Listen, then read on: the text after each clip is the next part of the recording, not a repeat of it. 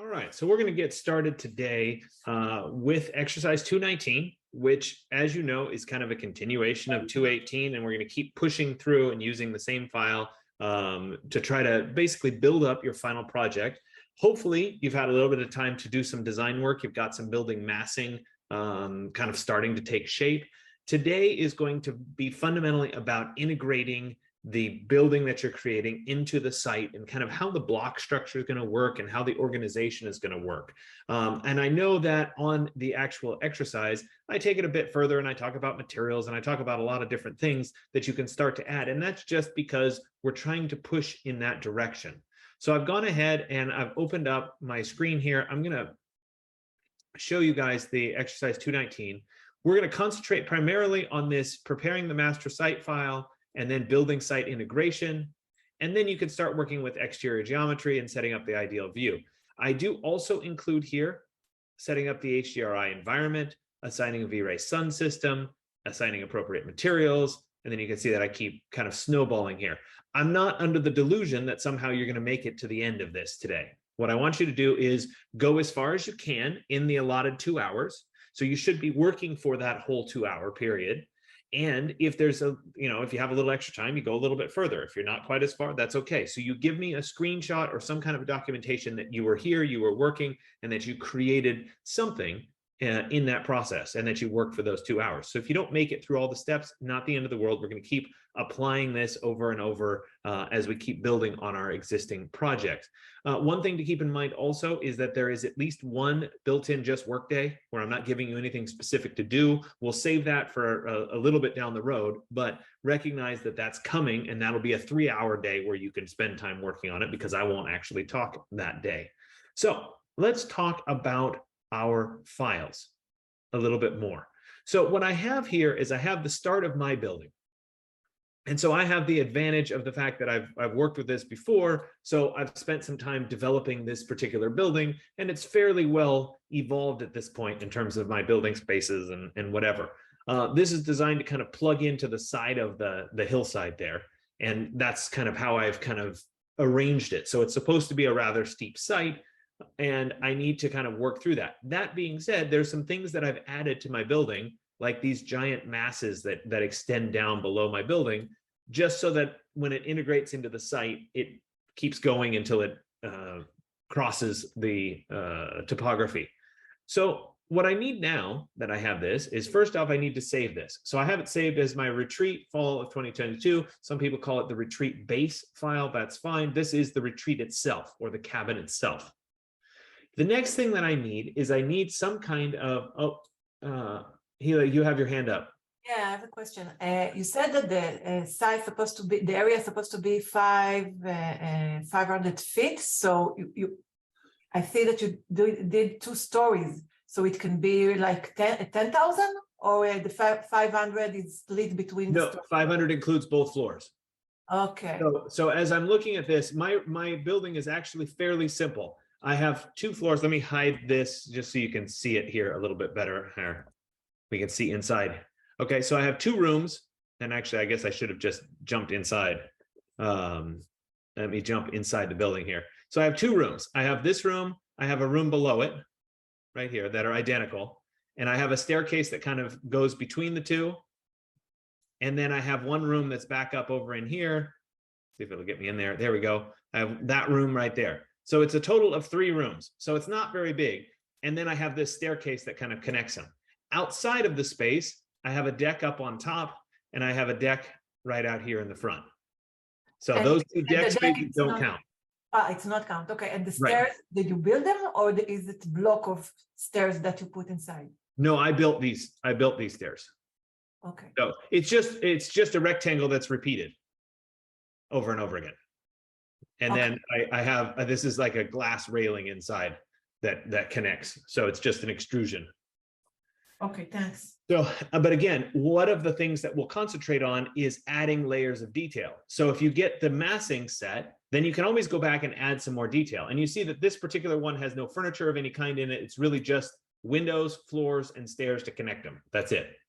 And even like this has a door, but it has no actual door on it. I have never modeled the door. So we're trying to get general massing kind of sorted out. And just because I did it this way doesn't mean this is how you have to do it. I've seen lots of different setups with different cabins and organization and whatever. You can have it as a single floor, you can have it on multiple floors. This was just what I came up with as part of it. So now we need to talk about the site. So I have this saved. This is my base file. The next piece of this is to think through the site. Now, obviously, there's two sites to choose, and I'm going to do this twice today so that you can see me set it up for both the Lake Tahoe site and the coastal site, because they're both slightly different. So if you pick the opposite one that I'm doing, you can snooze for 20 minutes while I go through the options and then come back when I'm working on the opposite site. So given that they're listed with the Tahoe site first, I'm going to go ahead and download those Tahoe site files. So again, this is part of the exercise for today, 219, and I need to download these files. So I'll right click and say save link as, and we'll save it just into, actually, I should probably put it into a folder on my flash drive. Let's go. And I should also mention that I have a file called Artist's Retreat. And I do that because it's something we're using for multiple exercises. So rather than have new versions, I just have my Artist's Retreat file. We have a new file for this semester. There it is. And oh, it's asking me to save an HTML. This must be a Dropbox or something. Let's see here. Say save link as. See if it'll save it this time. Yeah, there it is as the zip folder. I think I clicked the wrong thing here. Let me go into this and we'll go ahead and save it. There were a couple other things that were also included here. I have a Tahoe DEM. This is the material, and this is the water lake material. So I'm going to go ahead and download both of those as well. And we'll put them in the same place. And we'll right click and say save link as. So I've saved all three of those pieces into that folder. Now, before I can use any of them, I do need to extract them all. They're still as zip files here. So I'm going to right click on each one and say extract all. I'll right click on this one and say extract all. And I'll right click on the last one and say extract all. Perfect. Now that I have them extracted, I'm going to go ahead and get rid of the zip files just so that I'm not confused. So we'll go ahead and delete those files. So we're left with just the folders that extracted. So in the Tahoe example, let's look at what we have in terms of the site files. Remember the Tahoe DEM and the Water Lake, those are both materials. Let's look at the Tahoe site files. Well, I have two different files here, and this is again different than the ocean site. I'm setting this up hopefully for your success. We have a Tahoe site file and we have a Tahoe block file. The problem with the Tahoe terrain is that it's so big, and in order to get mountains on the other side of Lake Tahoe and kind of mimic what the views would be like, I have a site and then I have a block that goes with it. So let's open the Tahoe site file. So I'll double click on the Tahoe site file.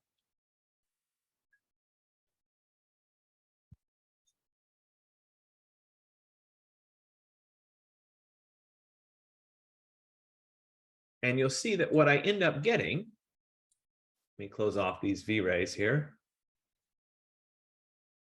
is a piece of terrain. So this is fundamentally what we were setting up. Our site is somewhere right in here. Okay, so now with this file, I'm going to do a save as. I'll go to File and then Save As. And I'm going to call this one the master site. And you can call it whatever you want. So I'll call it master site and I'll click on save. And there it is. Now into this file. So this is the one that all the rendering is going to be done in. This is the one where the sun is going to be set up. This is where the HDRI is going to be set up and all the renderings are going to be performed here. In this file, I'm going to bring in two block references. One of them is the rest of the terrain around Lake Tahoe. So let's go to Edit, then Blocks, Insert Block Instance. I'll browse, and in that folder for today, that is not the correct file. we're going to go into and find my Tahoe-block file. And you can see it's a lot bigger. We'll go ahead and click on open. We're going to embed it, or excuse me, we're going to link it as a reference. We'll say okay. We'll say okay again. And you can see that now this is a lot more terrain. So you can see where it's going to match up. So if I drop it here for a second, we can see that this corner is going to match up with that corner. So I'll then go to move. Let me turn on my end snap and I should be able to grab that corner. There it is. And we need it to snap to that point right there. So if we zoom out a little bit, you see that this includes a bunch of the surrounding mountains, which is setting us up for some higher quality renderings when we get down on our site. We can see where those mountains are across Lake Tahoe, etc. So those two match up and they're designed to match up. And part of the reason that I have it set up like this is that we can then turn off the Tahoe file as we're working with it. Because it's so big, it kind of skews zooming in and zooming out. It makes it complicated when we're working on our small little tiny building that goes here. So now that it's a block reference, it's easy to turn on and turn off. Okay, so that's good. We feel pretty good about that. Now we need to bring in our retreat file as well. So I'm going to turn off the Tahoe block. We'll select this and type zoom and then S for selected. So we're recentered on this view. And then we need to bring in our retreat base file. So I'll again go to edit, blocks, insert block instance. And instead of the Tahoe block this time, we're going to go find my retreat base. So we have our master, did I not save it? No, it doesn't look like I saved it. Let me jump back over to here. Let me do a file, save as. And let's make it sure it's going to go into the fall of 22 folder. There it is. We'll click save. And let me jump back to the site file. And there is my retreat, fall of 2022. And we'll go ahead and click on open. Again, this is going to be linked as a reference file. We'll go ahead and say okay. The rest of this is okay. We'll say okay. And then we'll see, I should have a little itty bitty tiny retreat that's going to come in here. You can see it very small. I'm going to switch out of rendered mode into shaded mode just to try to clean things up a little bit. And we can see there's my little itty bitty building. So you can see that the site is massive in comparison. So if I drop this somewhere, say I drop it right there, now I need to think about how does it actually fit into the building? Well, it's somewhere underneath the surface. It's way down here. So we need to get it close to the surface. So I can take it, right? I could type move. I could snap to a point. And we could try to snap to the surface.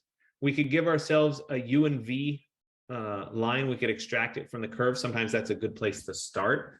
Alternatively, we could try to, let's see if we can turn on anything that'll let us snap to it. No, it's not doing it. So I'll show you, I'll do it by extracting a curve. So if I want somewhere right about in here, I can go to extract iso curve,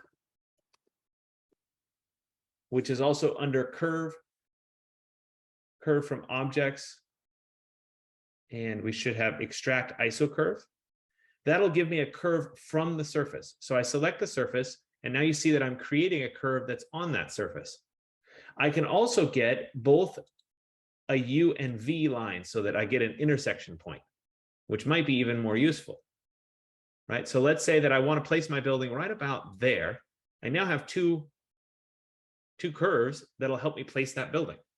So once again, that's the extract iso curve tool. And now I could take my building. We can type move. And again, I'm just trying to get it approximate here. Oops, come on. Don't crash on me.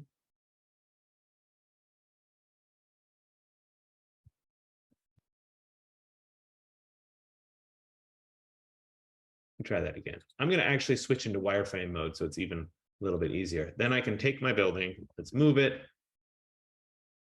and we'll move it to where those two kind of intersect each other. So now we're close. So let's zoom selected on the building. Like that. I'm going to switch it into shaded mode again.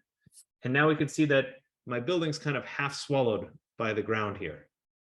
Based on my orientation too, I probably need to rotate this. I think it's about 180 degrees from where I have it. So let me go to rotate. And let's see here. I'm going to type 180. There it is. So now it's kind of more closely in the correct orientation. Let me go ahead and move it. V for vertical. And I'll start to pull this up. Oops. Sorry, I didn't snap to it. V for vertical. And then we can kind of pull it up. And you can see at some point, we start to see the building appear out of the surroundings. There it is. Now, as with any steep terrain, we have to kind of work, how is it going to fit into this piece of terrain? So in this case, it needs to move a little bit taller. All right, let's try it one more time here. Oops. I have to type V for vertical. There we go. This is going to have to come up a little bit more like that. And we can start to see it coming out of the hillside. Okay, that's not bad. In reality, in this particular place, I'm looking at it. I need the curve. I need it to go back a little bit more. So, choosing where your particular drawing or your particular building is going to go is sometimes the most challenging part. Move V for vertical.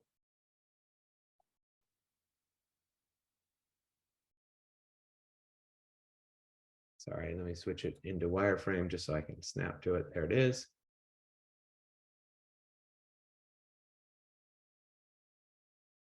And there we are starting to come out. That feels a little bit better because I'm getting a little bit nicer terrain. Obviously, I'm going to have to fix a few things, and you can see my stepping walls here. Let's go move V for vertical one more time, and we're going to drop it just a little bit higher. So that's starting to feel pretty good, right? It's integrating into the site.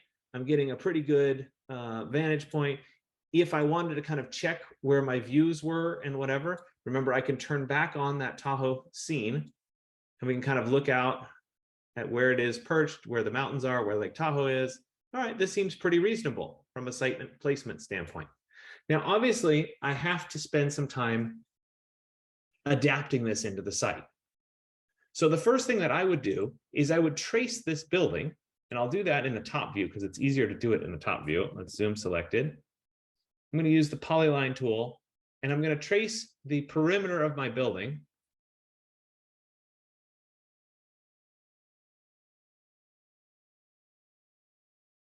And the good news is it really doesn't matter if this jumps up and down a bit in my tracing, because we're going to use that project command to kind of trim out the building. So let me get, come on.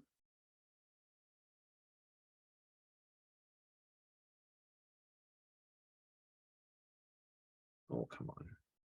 There it is. And there we are. So that curve that I just created here, if we look at it in the perspective view, you can see it's kind of bouncing all over the place. And that's okay, because we're going to use that as a projection in the top view. So I'll come back to the top view. I'll go ahead and type project. We've done this before, and I'm going to project it onto that surface. This is my Tahoe site. And there it is. And you can see it, right? Once I've done the projection, showing up. Why is it so high? It shouldn't be so high. I've got something not showing up correctly in this.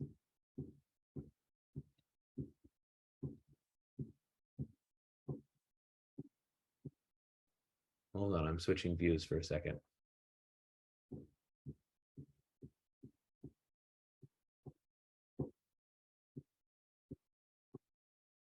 My curve isn't where I think it should be. It should be down here. And I'm not quite sure why it's up high like that. Well, let's go ahead and try to trim it. So we'll go back into our shaded mode. Let's go ahead with this as a trim object. Let's type trim. And we should be able to pick the inside surface. There we go. And yeah, I'm having the same problem where my surface didn't quite show up where I wanted it to. Let me move vertical if we can't fix that problem. I'm not quite sure why it was showing a little bit different than where it should be. There it is. Now I have, that feels okay. I've cut it out so I don't have terrain going through my building, but I do have a problem over here where I need to modify the terrain a bit. So we've done this kind of modification before. If I drew a line from right there over to right there, I could take that line and project it down onto the surface. So again, let's look in the top view. I'll type project. I'll project it onto there. That's my new line. It's very close to the old line. We can actually get rid of the old line so we're not confused by it. There it is. There's my new line on the surface. Now I need to establish a line on the inside of my wall. So up under here. So for me, I would probably just do a duplicate edge. So let me go into my, I'm going to do ghosted just so I can see a little bit better. And we'll connect from this point down to there. And we'll connect from this point across and over to there. And then we'll connect from that point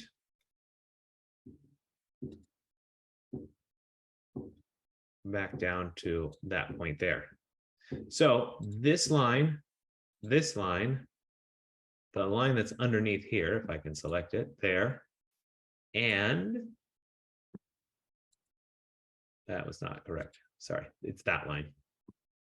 We'll have to go back through and reselect one more time. So that's 1, 2, 3, and 4. That's a curved network.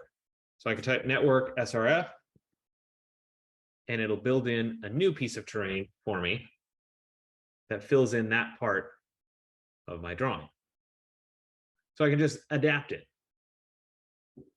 So there'll be some challenges in terms of texture mapping and whatever, but we'll get to those as we go on. Notice that in my particular example, I have lots of extra wall, and you'll see that in the coastal scene, it becomes a little bit more relevant to have the extra wall taking place. So that's the integration of the site or the building into the Tahoe site. So at this point, I would go ahead and save it.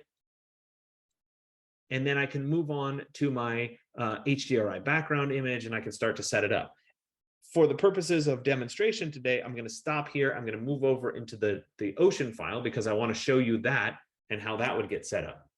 So I can use a lot of the same stuff. So I can use the same retreat base. I'm just shifting locations. So let's jump back to our exercise 219 for today. And now instead, I'm going to be downloading these files. So we'll start with the water ocean. Or excuse me, we'll start with the ocean site. I'll right click and say save link as. And sorry, I have to actually click on it. And then I'll right click and say save link as.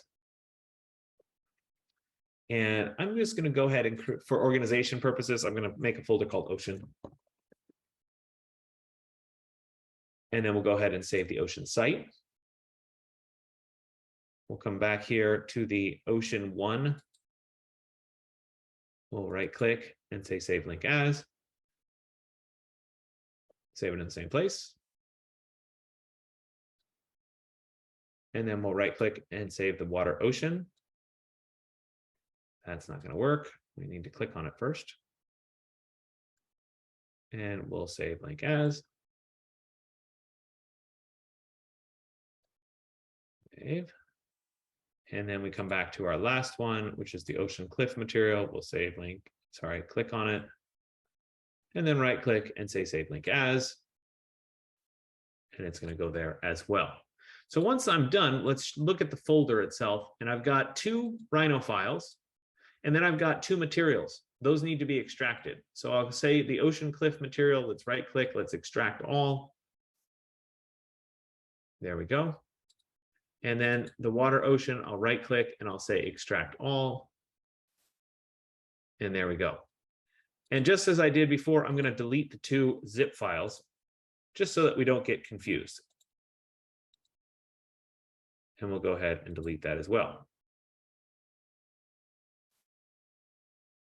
So we're going to start with the ocean site. And we'll open that one up in Rhino.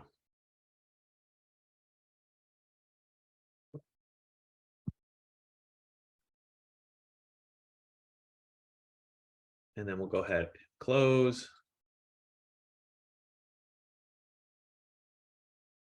All of that. Perfect. And so this looks an awful lot like the ocean site this time. Now this one's set up differently. So unlike the Tahoe file where I have that giant block to come in with all of the Tahoe landscape around it, this one's simplified because basically we just have an ocean to extend. And so instead of bringing in the big other block, we're going to bring in just an ocean. And so I'll do that by going to edit, blocks, insert block instance.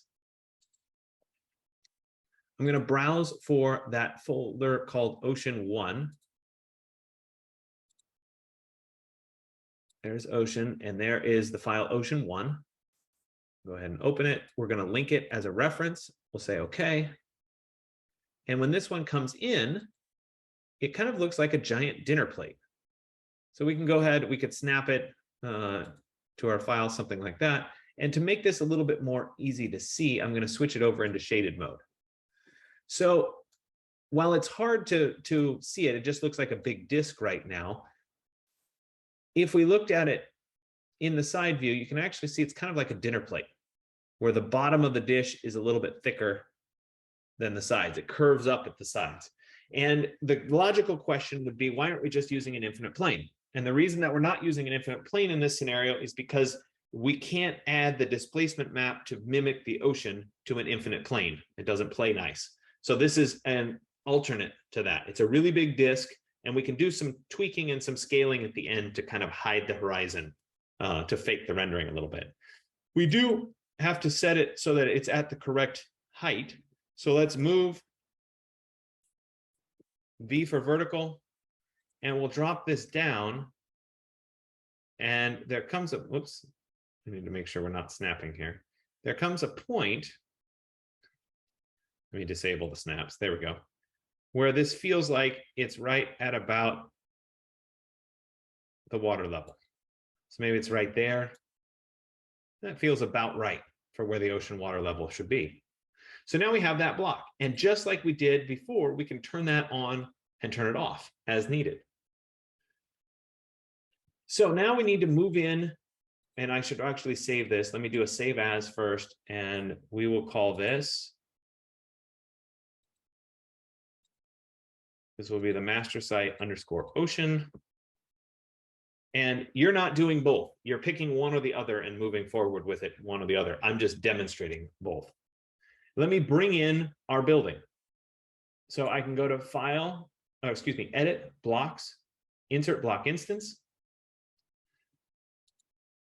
And I'm going to choose our retreat base file here. We'll go ahead and say Open. It's going to be linked as a reference. We'll say OK. Default options are fine here. And I think it inserted, or it's inserting.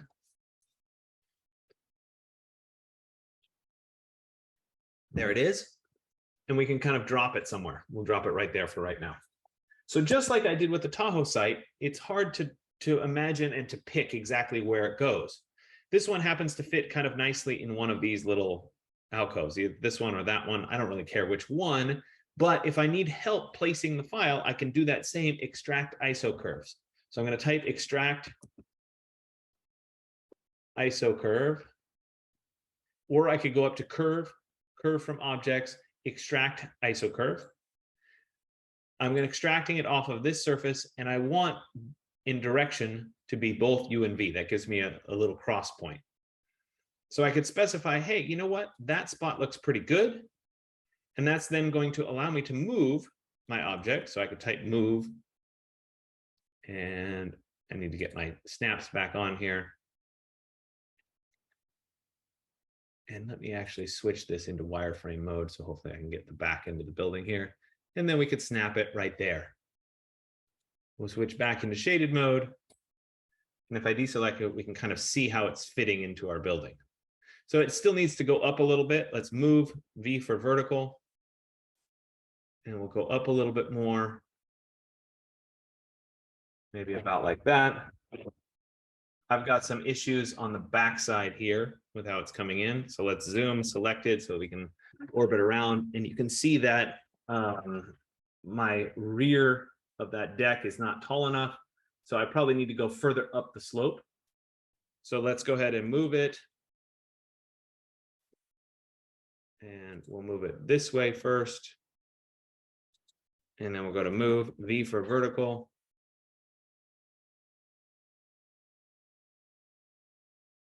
And we'll pull it out of its spot there. Let's take a look. Yeah, we're pretty close there. Looks like it's fitting all the way around. And again, I'm kind of happy with this orientation. Now, it may take you a little bit longer to place your building because you may not have anticipated what it looks like on the side of the hill. Do recognize, of course, that we have flat spots. So if your building isn't really designed for the side of a hill, you have flat spots. So I'm kind of building that in for you.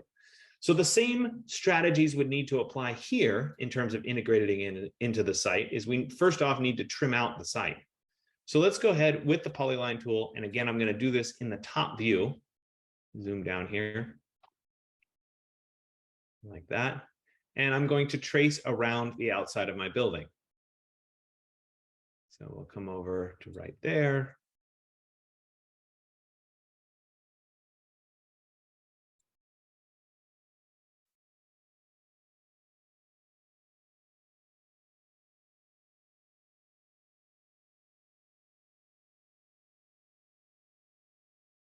Sometimes they just don't want to do what you want them to do.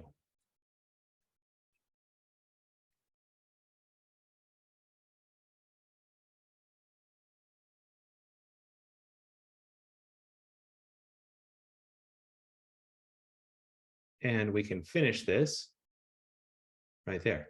So now I have that curve. And if we were looking at it in the top view, you see it's again kind of bouncing all over the place. That's okay because we're going to project it in the top view. So I'll jump back into the top view. We'll type project. And we're going to project it onto our surface. There it is. And now that it's projected on our surface, we can use that as a trim. So I'll go ahead and type trim, and we can get rid of the part of the terrain that's inside of the building. Perfect. Now we do have a few issues. One of those issues comes across here in the back. And it actually looks like maybe I shouldn't have trimmed it quite so far over here because we're not getting, we're cutting out too much of the hillside in that spot. Let me do an untrim, or I could just press Control Z, but that gets me back to where we were. And I'm going to draw a line. Actually, you know what I'll do? I'll take this and I'm thinking here, let's do this with this, and I'll type an intersect. That'll give me two little dots. Those little dots then will help me orient where the end of this surface should be. So let's turn on point snap. We can draw a line from there to there. We can use those as a trim to get rid of that extra little bit of line there. And then we can select the curve plus that curve there. And we can, sorry, it should be this curve plus that curve. Sorry, I need to switch into wireframe. And you've seen today that I've jumped back and forth between wireframe because sometimes you just need wireframe to be able to select this. Let's join those together. Now I can use those pieces as a trim for that section.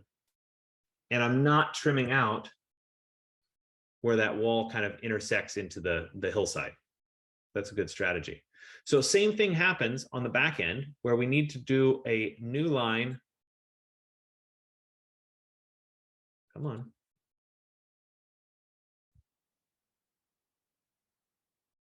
from that point. And again, I think I'm going to do this in wireframe mode so I can see it a little bit better. We're going from that point straight across to that point. And then we'll take this line here and we'll project it in the top view onto that surface. And that then is our new line. Again, it's very, very close to the original. Let's zoom selected so we can kind of see it there. Well, we want to delete the other line. So the question is, which one was it?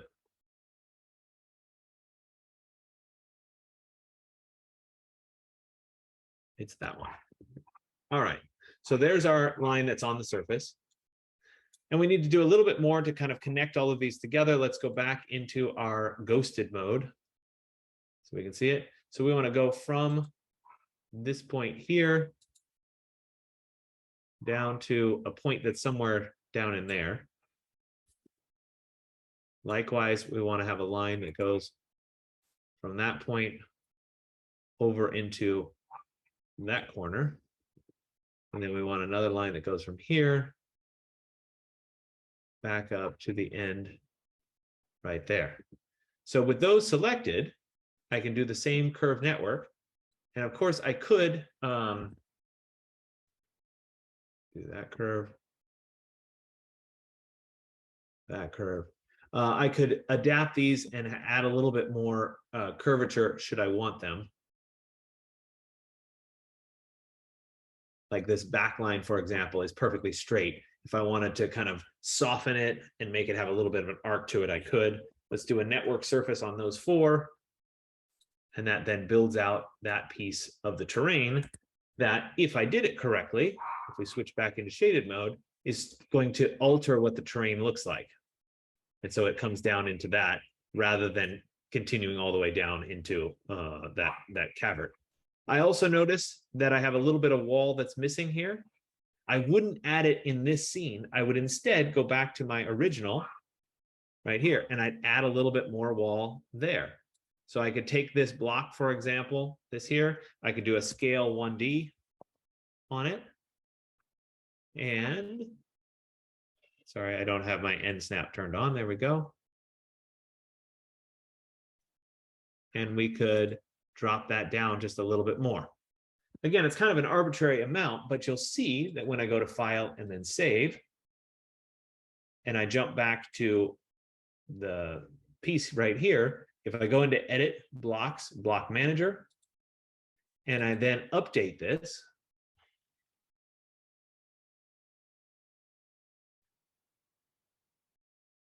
we'll give it a second here. I love it when things work the way they're supposed to. Still thinking. There we go. We've updated it, and now that piece is filled in. So I made that modification back on my original file. So again, our goal today is, in both of these scenarios, to get our buildings into the site. That's first priority. Even if it's just massing, that's okay. Remember, because we can always go back to our original right here and start to continue to improve it or make it better, or add railings or add extra details or whatever. So we can always come back to this file and tweak it and change it, and it'll then update in our master site file where we're doing the renderings. That being said, it's probably time to also set up the sun and sky systems for our work. So this is, again, where we would like to use the presets that are available to us, or we can download our own. So if you guys remember back to our, I think it was 216.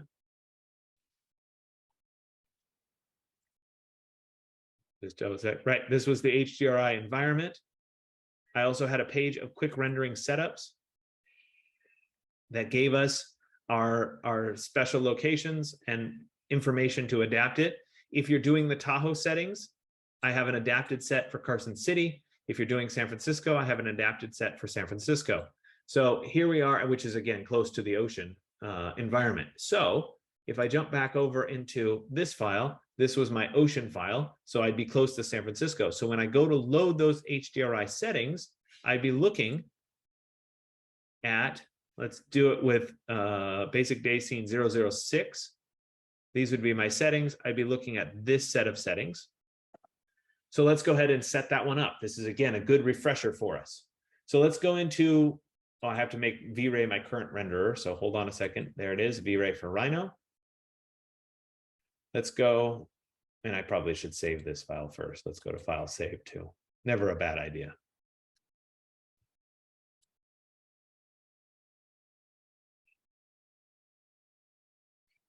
Okay, then we'll go to my V-Ray asset editor. We're going to go to our settings, and we're going to look at environment. And again, this is something that we did before. In the environment, we're going to clear the current background. So I'll right click and say clear, and then I'll click on the checkerboard pattern. I'm going to load a bitmap. And then I would go to my flash drive, and I store these in my resources folder under V-Ray, V-Ray HDRI. These are day HDRIs. It's 006. And I have those both saved. I'm going to use the reference file. I'll go ahead and say open.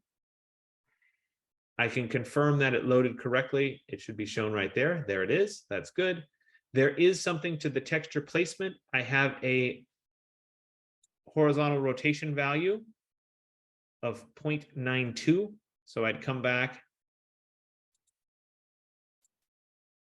here and I'd rotate this by 0.92. And that's perfect. So I have that set up. And let's go back to my settings. So the background is set up. I also want to set up the global illumination, the GI. So I'll click the checkerboard again. Oh, let me turn it on first. There we go. Then I'll click the checkerboard and I'm going to add a bitmap. And this is where the ENV file comes in. We'll go ahead and open that. And again, under texture placement, I have to change that rotate H to 0.92. There we go. And now those match up. So I've got those two set up. So my background set up, but I do need my sun in the scene. So let's get a little bit organized. I'm going to add a layer for environment. And I'll add a sublayer for sun. And let's make that the active layer. And then on the V-Ray toolbar here, I'm going to choose the sun creation panel. There it is. And so we're going to look for San Francisco. There it is. And then my time and date up here is going to be determined by this little cheat sheet here. I have 8/30 of 2019 at 1:52.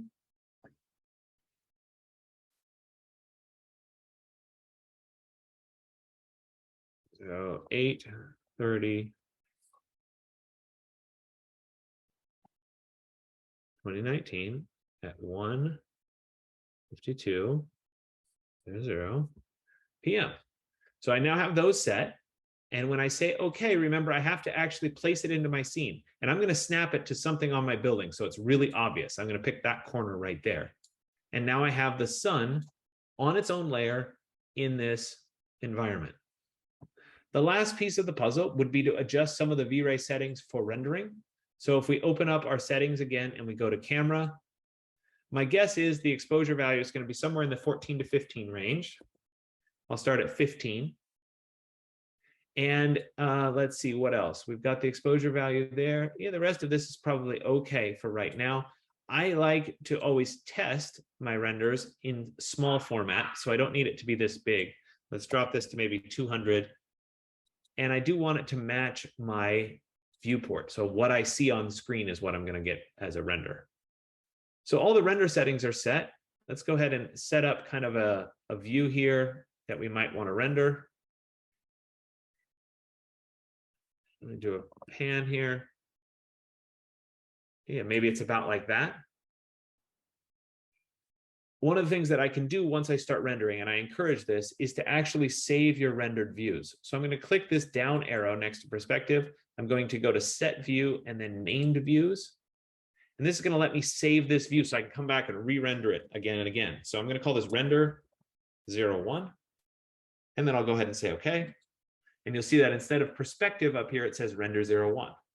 And the advantage is that I can move around. And then if I wanted to re-render this same view, all I have to do is go back to set view, render one, and it'll go back to that view. It's a lot like a saved scene in SketchUp. So now that all that's set, we can go ahead and do a test render. I'll click the little teapot icon and we'll see what my test render looks like. And I'm sure there's going to be problems with it. I'm sure that I'm going to be missing certain things, etc. Looks like my background right off the bat is significantly too dark. So something's up with my background. So let's go back and take a look at that. I'm going to close this. We'll go back into my V-Ray asset editor. We'll go into my settings. We'll look at my background environment here. Yeah, that value is probably way too low. Let's bump it up to about 30. And it's possible, and I probably should have paid attention to this, that I have here, yep, my background value should have been at 30. And I failed to do that. So that happens. Looks like my exposure value should have been set at 14. So let's come back into V-Ray here.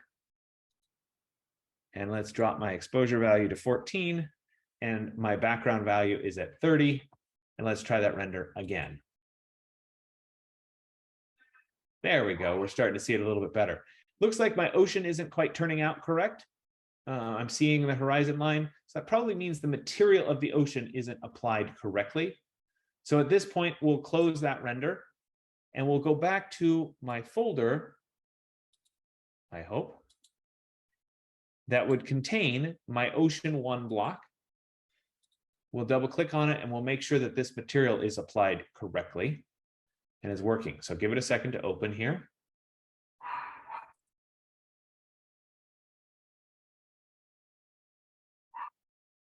There we go. And in V-Ray, we're going to look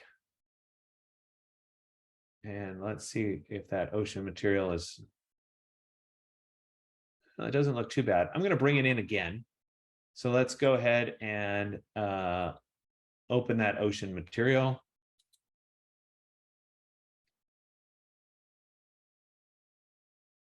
Water, ocean, water, ocean. There it is as the VR matte. We'll go ahead and open it, and it's called Water Ocean. I'm going to right click and, well, I can apply it to a layer, but I'm going to just go ahead and apply it to the object itself. So let's go ahead and select it.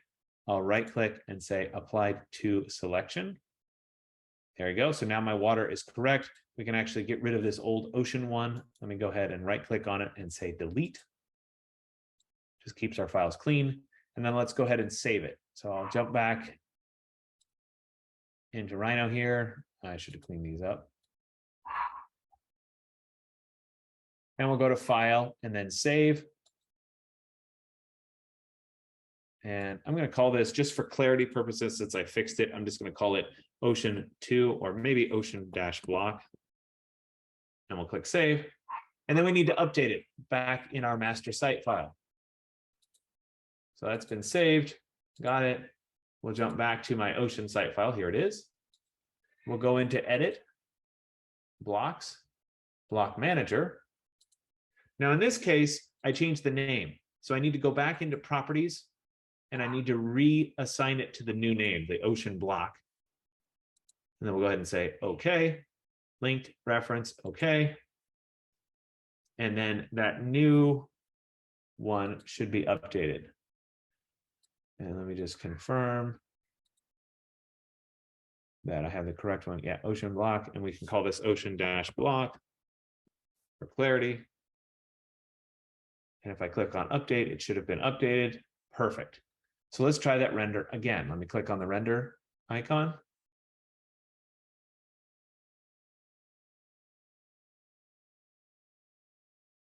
And you can already see over here that my ocean has changed to reflect an ocean instead.